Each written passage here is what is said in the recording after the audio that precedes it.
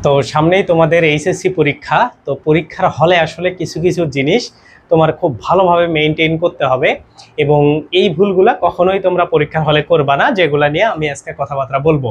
তো এগুলো আমার ব্যক্তিগত এক্সপিরিয়েন্স বা আমার নিজের সাথে এই জিনিসগুলো অনেক সময় ঘটে গেছিল, সেগুলাই আমি তোমাদের সাথে শেয়ার করব। তো প্রথমে দেখো, আমি তোমাদের সাথে কথা বলবো যে এমসিকিউ যখন তোমরা পরীক্ষা দিবা বা এমসিকিউ পার্টের যখন তুমি অ্যান্সার করবা, তখন দেখবা তোমার সেট কোডটা আসলে কি। হ্যাঁ, অনেক সময় আমরা অনেক বেশি এক্সাইটেড থাকি, একটা আমরা প্রশ্ন পাইলাম বিশেষ করে প্রথম পরীক্ষার দিনে এবং মাঝের যে কোনো পরীক্ষাতে, হ্যাঁ, আমাদের আসলে সেট কোডটা মেশাইতে অনেক সময় খেয়াল থাকে না। এবং যিনি তোমাদের টিচার থাকবেন ওইখানে, যারা গার্ড থাকবেন, তারাও কিন্তু অনেক বেশি চাপে থাকার কারণে অনেক সময় খেয়াল করা তাদের পক্ষেও সম্ভব নাও হইতে পারে, বা তারাও এই বিষয়টাকে স্কিপ করে যাইতে পারেন। তো তখন কিন্তু তোমার অ্যাকচুয়ালি রেজাল্টই আসবে না, মানে তোমার ফেল হওয়ার সম্ভাবনা অনেক বেশি থাকবে। কারণ যে তোমার এমসিকিউটা চেক করবে বা যে আসলে তোমাকে মানে কম্পিউটারের মধ্যে দিয়ে দিবে চেক করার জন্য, সে আসলে কিন্তু জানে না তুমি কোন সেটের অ্যান্সার করছো। সো ওই জায়গা থেকে সেট কোডটা কিন্তু তোমাকে মাস্ট মেশাইতেই হবে এবং এইটাই সর্বপ্রথম তুমি কাজ করবা। হ্যাঁ, সো প্রশ্ন পাওয়ার সাথে সাথে তোমার সেট কোডটা তোমার নিজ দায়িত্বে তুমি এইটা প্রথম কাজ করবা, এটা মেশানোর। ওকে, সো এই কাজটা কখনোই ভুলে যাওয়া চলবে না। এরপরে আসো যে টাইম ম্যানেজমেন্টের যে বিষয়টা। তো আমাদের পরীক্ষাতে বা আমরা পরীক্ষার সময় যে ভুলটা সব থেকে বেশি করি, সেটা হলো আমরা টাইম ম্যানেজমেন্টটা ঠিকঠাকভাবে করতে পারি না। সো এই টাইম ম্যানেজমেন্টটা করার কিছু ওয়ে আছে, টেকনিক আছে, সেগুলাই তোমাকে ফলো করতে হবে। প্রথম কথা হইলো, আমাদের বেশিরভাগ টাইম ম্যানেজমেন্টে প্রবলেম হয় আমরা যখন লিখিত অংশের মধ্যে থাকি। এমসিকিউ এর মধ্যেও আমাদের অনেক বেশি তাড়াহুড়া করি বা আমাদের টাইম ম্যানেজমেন্ট নিয়ে বেশি টেনশন থাকার কারণে অনেক বেশি মানে এমসিকিউ আমরা অনেক সময় বেশি বেশি এমসিকিউ মানে ভুলও করে ফেলি। হ্যাঁ, অনেক সময় দেখা গেল যে আমি ক মেশাইতে গিয়ে গ মেশাইতেছি। সো এগুলাও আমি পরে কথা বলবো, বাট টাইম ম্যানেজমেন্টটা আমরা লিখিততে কিভাবে কাজে লাগাবো।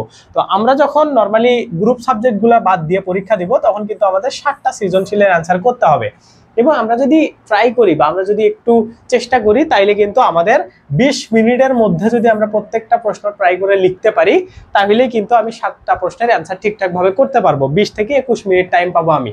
সো তোমরা চেষ্টা করবা 21 মিনিটের মধ্যেই যতটুকু লেখা যায়, মানে 21 মিনিট যখন হবে তখন তুমি মানে 20 মিনিট যখন হবে তখন তুমি 1 মিনিটে একটা অর্ডার ফিনিশিং দিয়ে দিবা। তা যত বড়ই তুমি অ্যান্সার করো বা যত ছোটই তুমি অ্যান্সার করো, একটা প্রশ্ন অনেক বেশি লিখলা এবং পরের প্রশ্নগুলো ঠিকভাবে না লিখতে পারলেও টিচার কিন্তু তোমাকে এইটার কারণেও আরো খারাপ মার্ক দিতে পারে। কেমনে? তুমি ধরো টিচারের এক্সপেকটেশন লেভেল যদি বাড়ায় দাও, মানে প্রথম প্রশ্নটা অনেক বেশি লিখছো, এখন টিচার ভাববে যে তুমি তো এই রকম করেই সবগুলা লিখতেছো।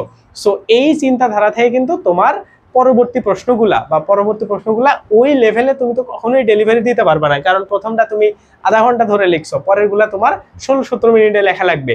সো ওই যে সমস্যাটা তোমার হবে, তখন কিন্তু অটোমেটিক্যালি টিচারের কাছ থেকে তুমি কম মার্ক পাবা। হ্যাঁ, সো এই জন্য চেষ্টা করবা যে নির্দিষ্ট টাইম তুমি ফিক্স করে গেছো, ওই টাইমের মধ্যেই লেখা সবকিছু শেষ করার।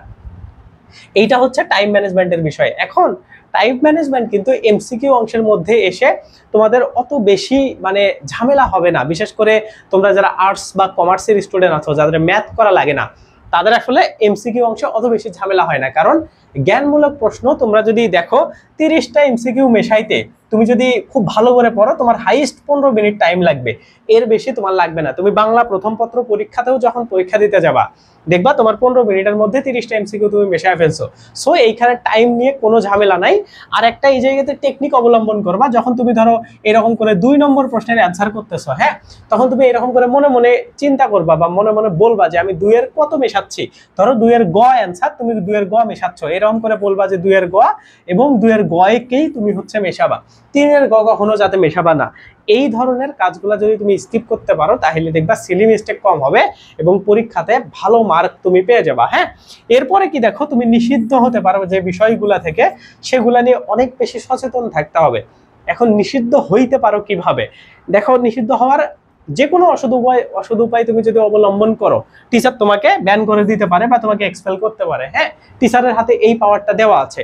তো নর্মালি টিচাররা দেখাদেখি করলে এই কাজটা করে না, কিন্তু অনেক পরীক্ষা সেন্টার আছে, তোমরা এসএসসি আর ইন্টারকে কখনোই একসাথে করবা না। হ্যাঁ, সত্যি কথা এটা। তোমরা এসএসসি লেভেলে যে ফ্যাসিলিটিস পাইছো বা যেভাবে পরীক্ষা দিছো, এইচএসসি পরীক্ষাটা তোমার ওইভাবে হবে না। তোমাকে যদি আমি একটু তফাৎটা বুঝাই, যে ধরো এসএসসি পরীক্ষাতে তোমরা ক্লাসের মধ্যে হয়তো দেখাদেখি করলে তোমাদের কিছুই তেমন কিছু বলা হইতো না, হ্যাঁ। অনেক অনেক অনেক আমরা যারা মানে গ্রামের যে স্কুলগুলো আছে বা এগুলো আছে, এগুলোতে এইগুলাকে ইজিলি ধরা হয়। বাট তুমি এইচএসসি পরীক্ষা যে কোথাও দাও না কেন, তোমাকে এই ফ্যাসিলিটিসটা দেওয়া হবে না। বিশেষ করে সরকারি কলেজগুলোতে, এইগুলোতে কখনোই তোমাকে এই ফ্যাসিলিটিসটা দিবে না। কারণ কি, সরকারি কলেজের যারা টিচার আছেন, হ্যাঁ, যদিও অধিকাংশই বিসিএস ক্যাডার না, বাট তাদের ফিলোসফিটা এমন যে তুমি নিজে পড়ে আসলে তোমাকে মার্কগুলা গ্যাদার করতে হবে বা তোমাকে এগুলা অর্জন করতে হবে। সো ওই জায়গা থেকে তারা কখনোই তোমাকে এই সুযোগটা দিবে না। এবং ওই যে আগে যে দেখাদেখি করলে তোমাদের কিছু বলতো না এসএসসিতে, এইচএসসিতে এসে তোমার খাতাটা সুন্দরভাবে নিয়ে নিবে এবং নিয়ে টিচারের যদি ইচ্ছা হয়, হ্যাঁ, তোমাকে দিবে, না হইলে কমপক্ষে 10 থেকে 15 মিনিট টাইম তোমার ওয়েস্ট করে দিবে, হ্যাঁ, নষ্ট করে দিবে। সো ওই সব ঝামেলার মধ্যে তুমি যদি না যাইতে চাও, তাহলে কোনো অসৎ উপায় অবলম্বন করবা না। সেটা দেখা দেখি হোক না কেন, অবভিয়াসলি নকল তো কখনোই করবা না। এইটা তো একদমই মানে তোমাকে ফুল ব্যান করে দিবে বা তুমি 100% নিষিদ্ধ হয়ে যাইতে পারো। এবং এইচএসসি পরীক্ষাতে একটা প্রবলেম হয়, সেটা হলো কেউ যদি তোমার দেখে লেখে, হ্যাঁ, তাইলে যে দেখতেছে তাকেও তো তার তো খাতাটা নিবে, এবং তুমি যে দেখাচ্ছ বা তুমি ধরো তোমার মানে তুমি দেখানোর ইন্টেনশনে আছো, বা এমনও হয়েছে যে তুমি জানোই না তোমার একজন দেখে লিখতেছে, বাট তোমার মানে স্পেসটা তুমি করে দিছো যে সে দেখে লিখুক, হ্যাঁ। সো ওইসব জায়গা থেকে দুইজনের খাতাটাই নিয়ে নিতে পারে। সো এগুলো কিন্তু রিস্ক থাকে। সো ওই জায়গা থেকে তোমরা যারা নিজেরা ভালো পড়াশোনা করছো তারা একটু সচেতন হবা, যাতে করে অন্যর কারণে তোমার যাতে করে ক্ষতিটা না হয়, হ্যাঁ। সো এইভাবে এই জিনিসগুলো যদি তোমরা মানতে পারো, তাহলে দেখবা তোমার পরীক্ষাতে তোমার খুবই ভালোভাবে একটা ভালো পরীক্ষা আউটপুট যাচ্ছে। আর একটা সমস্যা হইলো, আমরা অনেক সময় প্রশ্ন যখন কমন আসে না, হ্যাঁ, আমরা যখন প্রশ্ন কমন পাই না, বা প্রশ্ন যখন আমাদের মানে আমরা যখন এমসিকিউ মেশাইতে যাই, তখন ধরো আমরা প্রথম 2-3টা প্রশ্ন পারলাম না, তখন আসলে অনেক বেশি নার্ভাস হয়ে পড়ি। সো এই নার্ভাসনেসটা রাখা যাবে না। কারণ কি, পরের এমসিকিউ গুলা তোমাকে ভালো একটা আউটপুট দিতে পারে। ধরো তোমার পরের এমসিকিউ গুলো অনেক ভালো হইতে পারে, হ্যাঁ। আবার এমসিকিউ অংশ যদি তোমার অনেক খারাপ হয়ে যায়, রিটেন অংশে গিয়ে চেষ্টা করবা খুবই ভালো করে পরীক্ষাটা দেওয়ার, যাতে করে তোমার এমসিকিউ অংশের মার্কটা অনেক বেশি ভালো আসে। আমি আমার একটা ব্যক্তিগত এক্সপেরিয়েন্স তোমাদের সাথে শেয়ার করি। আমি যখন সমাজবিজ্ঞান পরীক্ষা দিছিলাম, সেটা প্রথম কিংবা দ্বিতীয় পত্র আমার ঠিক খেয়াল নেই, সেই পরীক্ষার এমসিকিউ অনেক বেশি কঠিন হয়ে গেছিল, হ্যাঁ। মানে এমসিকিউ গুলো এমন আসছিল যে উদ্দীপক থেকে জাস্ট হচ্ছে অনুধাবন টাইপের প্রশ্ন, উদ্দীপক অনেক বেশি ছিল, ওইরকম প্রায় 10-12টার মতো উদ্দীপক থেকেই প্রশ্ন ছিল। সো ওই প্রশ্নগুলা ইনস্ট্যান্ট তোমার কল্পনা শক্তি বলো, তোমার পড়ার দক্ষতা বলো, এগুলোর উপর ভিত্তি করে দেয়া লাগে। সো ওই জায়গা থেকে আমার অনেক বেশি এমসিকিউ গুলো খারাপ হয়েছিল, এবং আলটিমেটলি আমি পরীক্ষাতে মার্ক পাইছিলাম এমসিকিউ অংশে 13, ওকে। এবং আমার গেস করো রিটেনটা কেমন হয়েছে? রিটেনটা অনেক ভালো করে আমি দিছি, ওইটাতে আমি 63 নম্বর পাইছি, হ্যাঁ। মানে আমি প্রত্যেকটা সৃজনশীল 9 করে উঠাইছি, 7টা সৃজনশীল ছিল, 7 নং 63, আর এই জায়গা থেকে 13। এই টোটাল আমার কত মার্ক হয়েছিল? এইখানে 76 মার্ক এটা থেকে আমি পাইছিলাম, হ্যাঁ। সো এইটা হচ্ছে আমার এক্সপেরিয়েন্স, এইটাতে আমি 30-এর মধ্যে 13 পাইছিলাম, এত খারাপ। বাট তোমরা যদি বলো যে এইচএসসি লাইফে আমি সব থেকে বেশি পড়ছি কোন সাবজেক্টটা, সেইটা হলে এই সমাজবিজ্ঞান সাবজেক্টটাই আমি পড়ছি। সো যাদের এই সাবজেক্টটা আছে তারা একটু সচেতন হবা। এটা ফার্স্ট কিংবা সেকেন্ড পার্ট আমার ঠিক খেয়াল নেই, হ্যাঁ। এই সাবজেক্টটা তোমরা যদি একটু খেয়াল হও, তাইলেই দেখতে পাবা যে তোমাদের ওই মানে বিষয়গুলা তোমাদের অনেক ভালো হবে। দেখি আমি আমার এটা পাই কিনা, হ্যাঁ। তাইলে তোমরা এই যে পাইছি, এই জায়গাতে যদি থাকে তোমাদেরকে আমি দেখাইতে পারবো। এই যে আছে, দেখো এই জায়গাতে আছে, হ্যাঁ।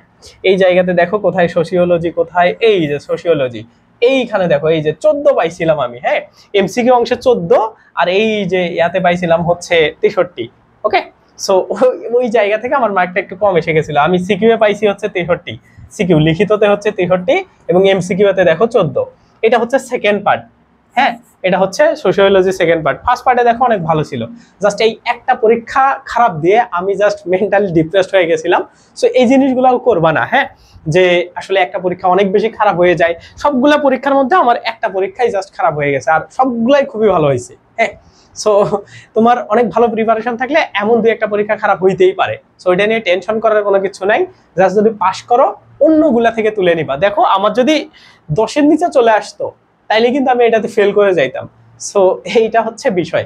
সো এরকম তোমাদের সায়েন্সে যারা আছো তাদেরও এমন টাইপের বিষয়গুলো ঘটতে পারে, বাট তোমরা ওগুলাকে ওভারকাম করবা। মানে আমি জাস্ট এই পরীক্ষাটা দিয়ে এসে ওই দিনটা ডিপ্রেসড ছিলাম, অনেক বেশি খারাপ লাগতেছিল, বাট পরবর্তীতে এসে কিন্তু আমি ওইটা ভুলে গিয়ে দেখো পরবর্তী মার্কগুলো আমার অনেক বেশি ভালো ভালো উঠে গেছে, হ্যাঁ অনেকগুলো ভালো ভালো উঠে গেছে।